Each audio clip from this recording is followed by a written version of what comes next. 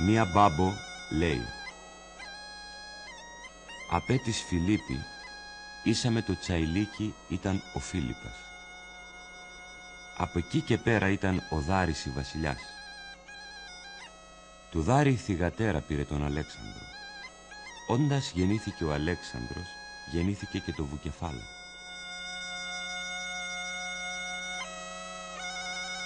Το έδωκεν ο Δάρης στον Αλέξανδρο. Ήταν σουμαδιακό άλογο. Σουμαδιακό είναι κοντά στο χάνι και το παχνί που έτρωγε κρυθάρι το άλογο.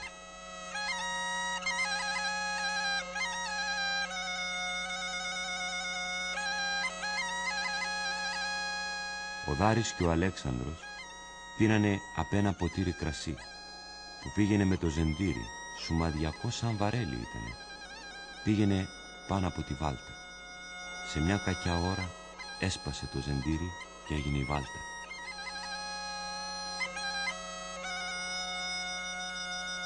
Ήτανε που θα τούρκευε η χώρα και που θα χανόταν η χριστιανοσύνη.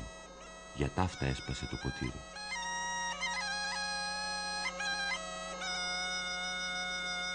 Όταν πέθνισκεν ο Αλέξανδρος, η γυναίκα του έβγαλε τον κόσμο έξω για να του πει λέγει κάτι. Τότες έβγαλε το σπαθί του και σκοτώθηκε 8 μήνο έγκυος. Αν γεννούσε το παιδί, τόσο όμορφο ήταν που ο κόσμος στο μάτι δεν θα βλεπόταν. Τώρα χάθηκε η ράτσα.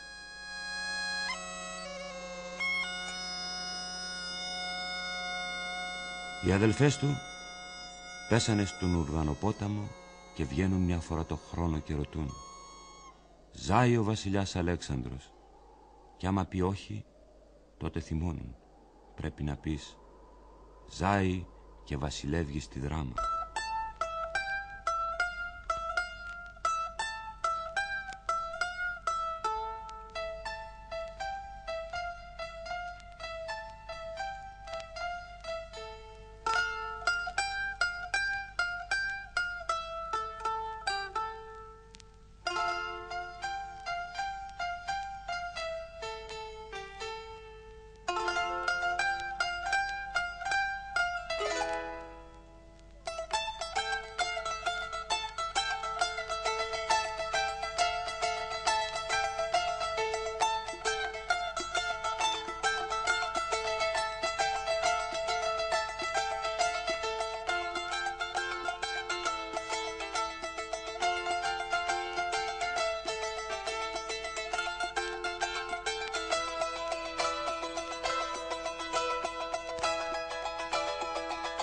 Η Δράμα ελευθερώνεται από τους Τούρκους το 1912. Ο τόπος έχει πολλές ευκαιρίες και από την παλαιά Ελλάδα έρχεται πολλής κόσμος. Το 1922, μετά τη Μικρασιατική καταστροφή, φτάνουν πρόσφυγες και η περιοχή παίρνει την τελική πληθυσμιακή μορφή της. Είναι ένας χώρος που στο πέρασμα του χρόνου χωνεύει πολλές φυλές. Ντόπιοι, Υπηρώτες, Παλαιολαδίτες, πρόσφυγες ζυμώνονται στον χρόνο, στα γεγονότα της ιστορίας, και οι διαφορές τους γίνονται ένα παραμύθι που μέσα από αυτό βγήκε μια καινούργια ράτσα.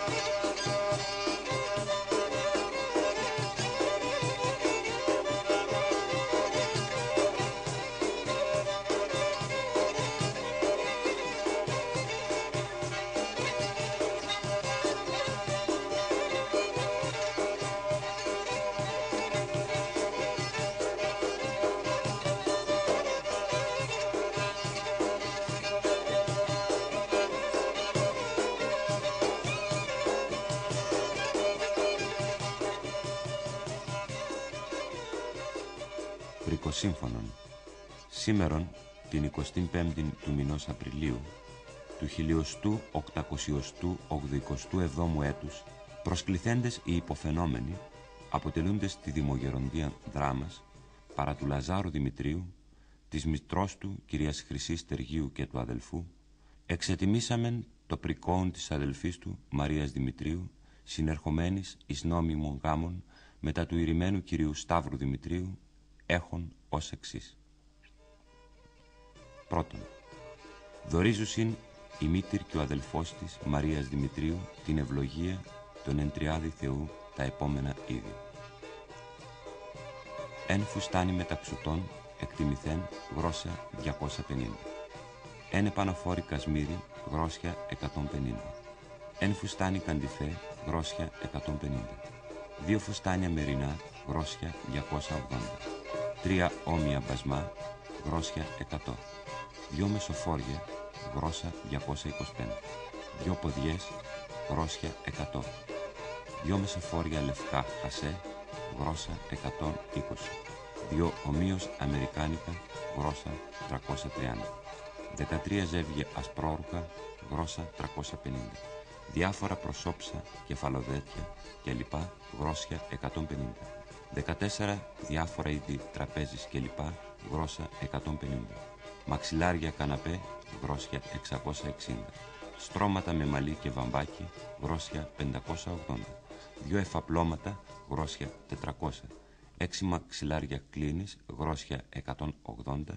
7 συνδόνια κλπ. Κλίνης 150. Άτινα και παρέλαβεν ο μνηστήρ αυτής δια του αντιπροσώπου του. Ερωτηθείς της μελονύμφου Μαρίας αν έχει απαιτήσεις επί της πατρικής και μητρικής κινητής και ακινήτου περιουσίας, ομολόγησε δια της ανωτέρω πρικός αποξενούται παντός δικαιώματος δια το μέλλον. Διό και συνετάχθη το παρόν επί παρουσία των ενδιαφερομένων και το μέλλον της Δημογεροντίας ισχύων επαντή τόπο δικαστηρίου. Οι πρικοδοτούντες δια τη Χρυσήν Στεργίου Αναστασίου Λάζαρος Δημητρίου, ο αντιπρόσωπος του Γαμβρού Παναγιώτης Αργυρίου, η νύφη Μαρία Δημητρίου, η Δημογεροντία Π. Χαράλαμπος, Μη Σίγμα Κωνσταντινίδης, Δέλτα Κονδυλίδης.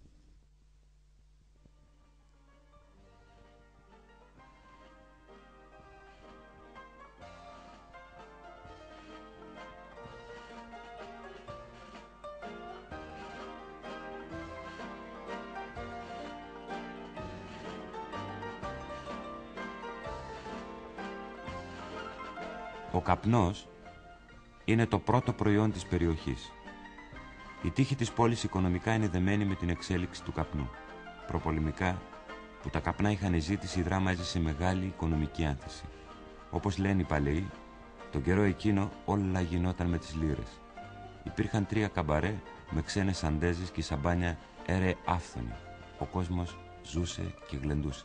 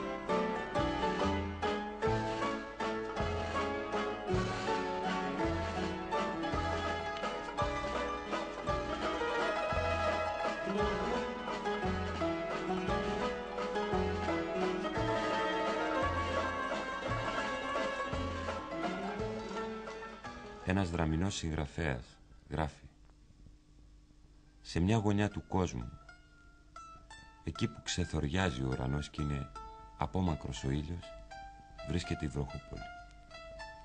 Ακουμπισμένη στον γκρίζο βουνό της, αγκαλιασμένη από τα πεύκα της, στολισμένη με ηλιοτρόπια, ποτισμένη με σκόνη τα καλοκαίρια, με λάσπες τους χειμώνες, οι κάτοικοι της ζουν επειδή γεννήθηκαν και είναι ίδιες πάντα οι ώρες τους, οι μέρες τους, τα χρόνια τους.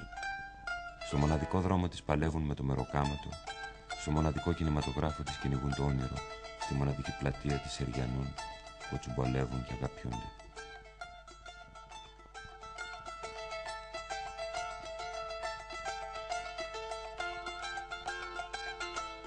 Στα καφενεία της παίζουν τάβλη, πρέφα και ξερί, πίνοντας ούζο, καφέ ή βανίλια. Έτσι ζουν οι άνθρωποι στη Βροχούπολη και έτσι φεύγουν, χωρίς να πολύ καταλαβαίνουν γιατί ήρθαν.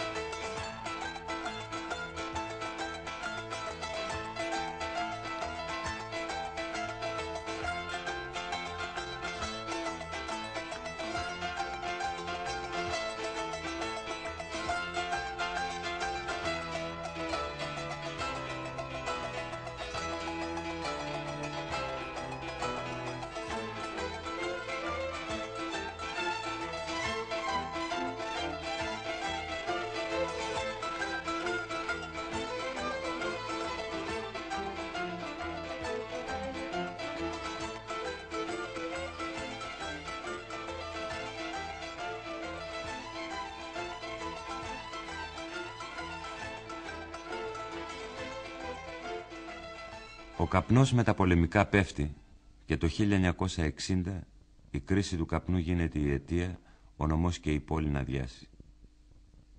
Οι κάτοικοι μεταναστεύουν και για πολλά χρόνια η περιοχή ζει με τα εμβάσματα που στέλνουν οι μετανάστες από την Ευρώπη, τον Καναδά και την Αυστραλία. Το ποσοστό της μετανάστευσης φτάνει στο 65% του πληθυσμού. Ολόκληρα χωριά εγκαταλείπονται και όσα μένουν ζουν πια μόνο με γέρους.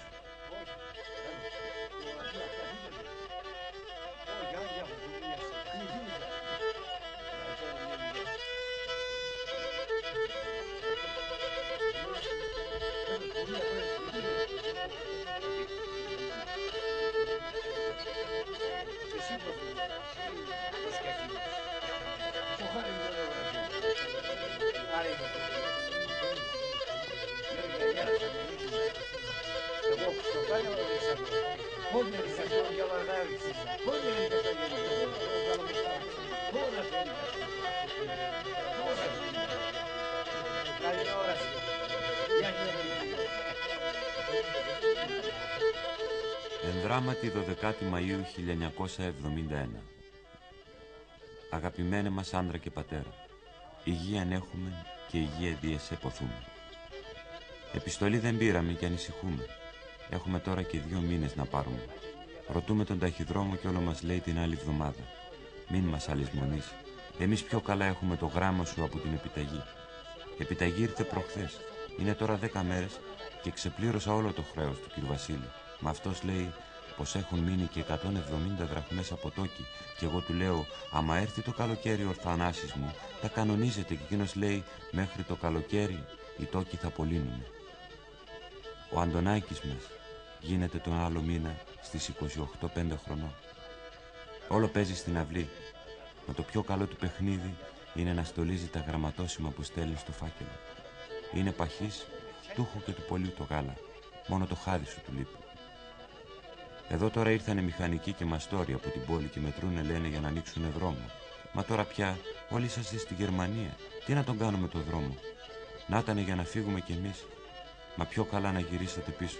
Εμείς πολλά δεν θέλουμε, να δουλέψουμε και οι δυο να στείλουμε στο σχολείο τον Αντωνάκη μας, να μην τρέχει και αυτός μεθαύριο στην ξενιτιά, γιατί η γης μας προκομμένη είναι, μα καζάντι δεν βλέπουμε. Πολύ βαρύ και δύσκολο έργο είχε αναλάβει ο Ιωάννης Καποδίστρια σαν κυβερνήτης της Ελλάδας και έπρεπε να το φέρει σε πέρας. Γιατί ο Κιουταχής κατήχε το μεγαλύτερο τμήμα της στερεάς Ελλάδας κάτω από την κατοχή του και ο Ιβραήμ κατήχε το μεγαλύτερο μέρος της Πελοποννήσου κάτω από την επικράτειά του. Ο στόλος βρισκόταν σε ακινησία από την έλλειψη χρημάτων και τα στρατιωτικά τμήματα ζούσαν σε βάρος του ελληνικού πληθυσμού γιατί δεν υπήρχαν τότε εφόδια. Η χώρα από τον πόλεμο των 8 ετών που είχε προηγηθεί είχε καταστραφεί τελείως. Μεγάλες εκτάσεις της γης καταστράφηκαν και άλλες σκεπάστηκαν από έλλη και η ελονοσία μάστιζε τους κατοίκους της χώρας. Δρόμοι και διάφορα άλλα έργα δεν υπήρχαν γιατί όλα είχαν καταστραφεί. Παρόλα αυτά όμως τα προβλήματα που είχε να αντιμετωπίσει ο Ιωάννης Καποδίστρια σαν κυβερνήτης της Ελλάδας προσπάθησε με κάθε τρόπο να αναδιοργανώσει το ελληνικό κράτος και να δημιουργήσει ένα κράτος σωστό σύμφωνα με τα ευρωπαϊκά πρότυπα.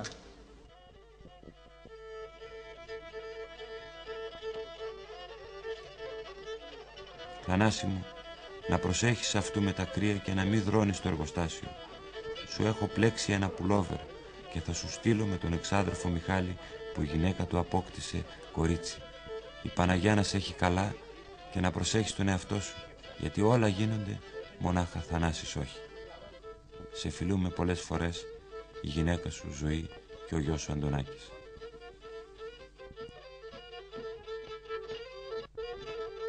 Θεία μου Θανάση, το γράμμα το έγραψα εγώ όπως μου έλεγε η θεία.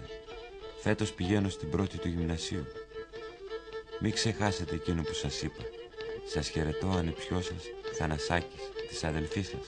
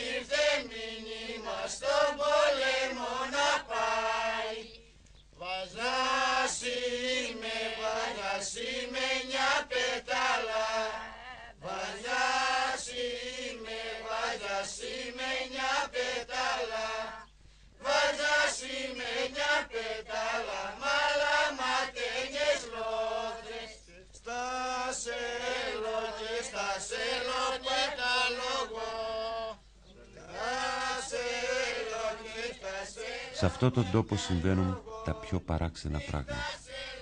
Μετά τον πόλεμο, στην εποχή των επανορθώσεων, ο τότε δήμαρχος της πόλης δεν δέχεται το σχέδιο Μάρσαλ και το επιστρέφει λέγοντας ότι η πόλη δεν έχει ανάγκες. Για πάρα πολλά χρόνια οι πολιτικοί εκπρόσωποι του τόπου δεν είναι δραμηνοί. Δάνεια που προορίζονται για τον τόπο αλλάζουν δρόμο την τελευταία στιγμή. Οι καπνοβιομηχανίες φεύγουν από τον τόπο παραγωγής. Το κέντρο εκπαιδεύσεως νεοσυλλέκτων που ήταν κάποτε εδώ πάει στην Κόρυβο. Το Ινστιτούτο Καπνού προσπάθησαν να το πάρουν στην Αθήνα, ενώ φυσικός χώρος είναι η Δράμα. Σήμερα ο Μητροπολίτης Δράμας απαγορεύει στους αναστενάριδες του χωριού Μαυρολεύκης να συνεχίσουν το έθιμο των πατεράδων τους, ενώ σε όλα τα άλλα μέρη επιτρέπεται. Το μοναδικό εργοστάσιο που γίνεται για να βοηθήσει τον τόπο, για πολλά χρόνια το προσωπικό του προέρχεται από άλλα μέρη της Ελλάδας. Αυτός ο τόπος γίνεται θύμα της μικροπολιτικής.